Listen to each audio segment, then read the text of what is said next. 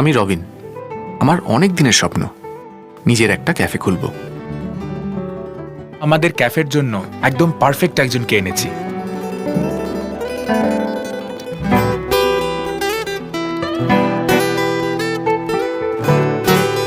আমার স্বপ্নের দ্বিতীয় পার্ট হলো একটা স্পেশাল মিট প্রিপারেশন তৈরি করা। ডিশটার ইটসেলফ একটা ম্যাজিক আছে।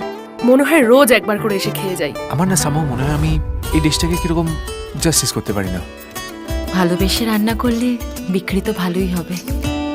কি ব্যাপার, দিনকে দিন তুমি রবিনের ফেভারিট হয়ে উঠছো।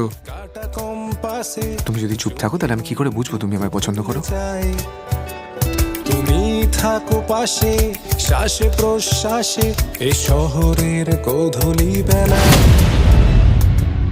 এই প্রপার্টিতে দাদা মানুষের উন্নয়নের স্বার্থে পার্টি অফিস খুলবে, আর তুই মাঝখান থেকে এসে সব কেচেই দিবি। বাচ্চা ছেলে হয়ে গেছে, কেন শুধু শুধু ওকে চাপ দিচ্ছ বলো তো? আরে বাবা, সবকিছু তো একটা সিস্টেম আছে নাকি? কড়িগুলো খেয়ে ফেললে আর তেল না মাখালে গরম গরম তেলগুলো কিন্তু গিলতে হবে।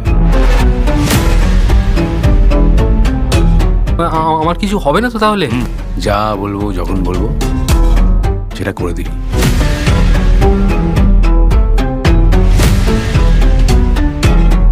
তোর জন্য মিস করে গেলি ভাই। এবার খেলা জমবে।